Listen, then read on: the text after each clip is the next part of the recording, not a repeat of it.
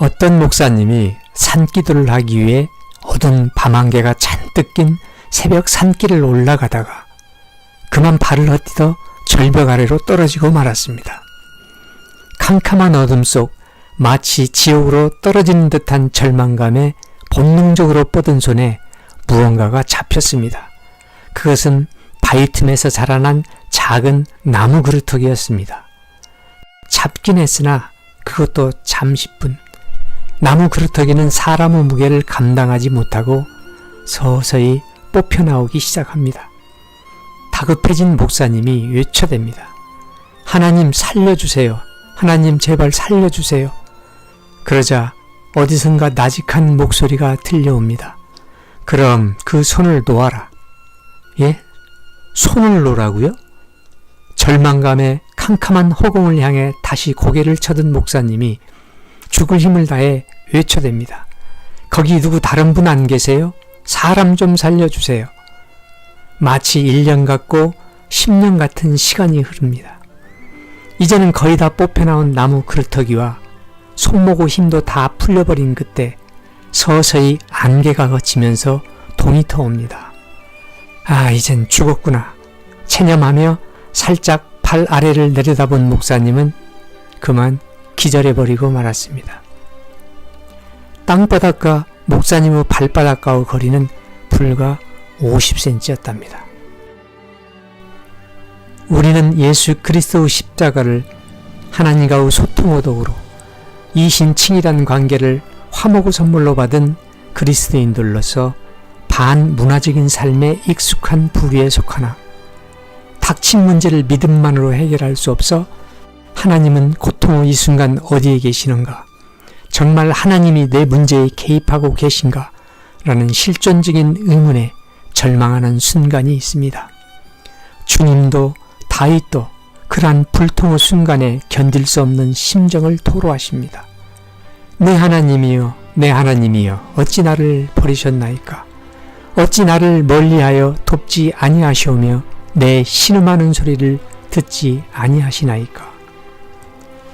세상을 살다 보면 움켜쥐어서 얻는 것이 있고 움켜줌으로 오히려 잃는 것이 있습니다.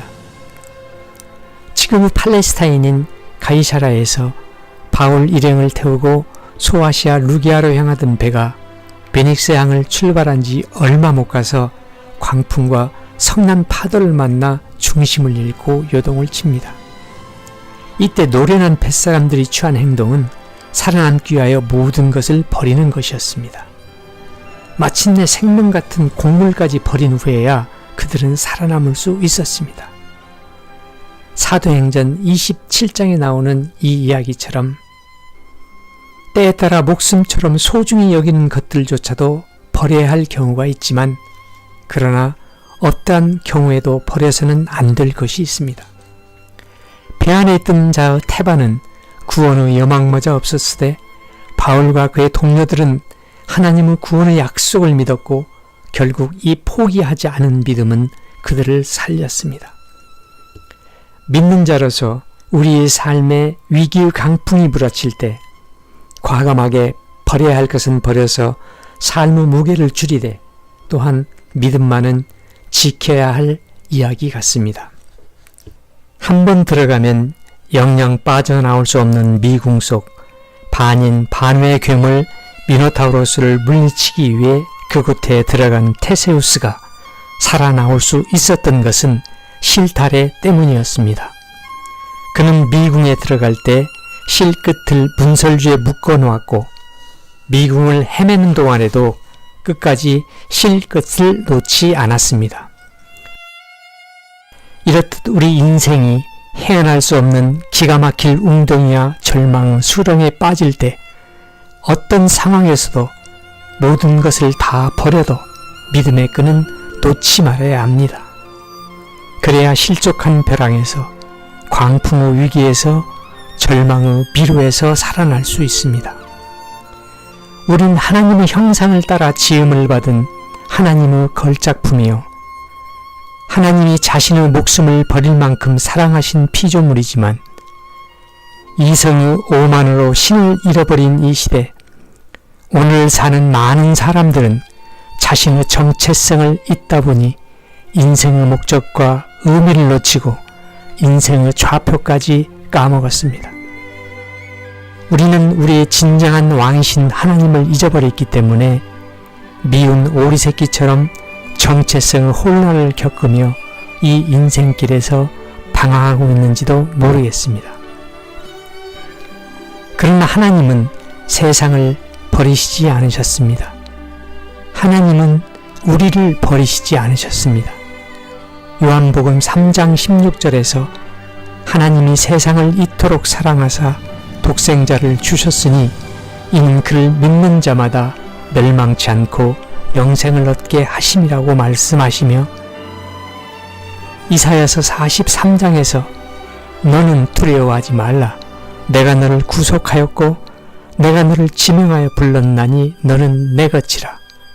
자기 태에서 태어나 그 젖을 물리던 어미가 그 자식을 잊을지라도 나는 너를 잊지 아니할 것이라고 말씀하십니다. 하나님의 말씀과 공의가 상실된 사회는 병든 사회입니다.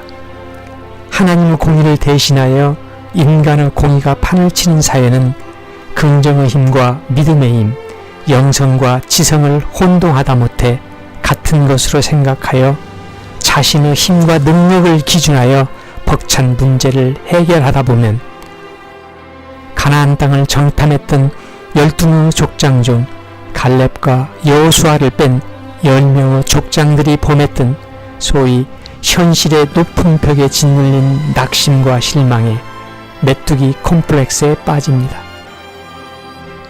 자기 정진을 위한 자기 완성을 추구하는 헛된 종교들은 행위를 역설하나 그러나 우리의 복음은 은혜를 역설합니다. 기독교 신앙은 자기 구원을 위해 우리가 무언가를 힘써 해보자가 아니라 이미 하나님이 다 해놓으신 것을 믿고 감사함으로 순종하는 자기 부정을 말합니다. 항상 왼손을 꼭 쥐고 다니시는 어떤 목사님에게 한 성도가 묻습니다. 목사님, 왜 왼손은 항상 그렇게 꼭 쥐고 다니세요? 목사님은 빙그레 웃으시며 이렇게 말하십니다. 항상 주님의 오른손을 잡고 다니기 때문이지요. 세상 앞에 서면 우리는 이방인이요 나그네이나 하나님 앞에 서면 우리는 택하신 족속이요 왕같은 제사장이며 거룩한 나라요 그의 소유된 백성이기 때문에 당연히 세상과의 비교는 실패의 지름길이요 하나님을 신뢰하는 것은 성공의 지름길이 됩니다. 인간의 한계점은 하나님의 시작점이십니다. 이 하나님을 신뢰하는 믿음은 우리의 운명을 바꿀 수 있습니다. 잊지 마십시오. 하나님 앞에서의 체념은 하나의 슬기로움인 것입니다. 잠언 3장 16절은 이렇게 말씀하십니다. 너는 범사에 그를 인정하라. 그리하면 내 길을 지도하시리라.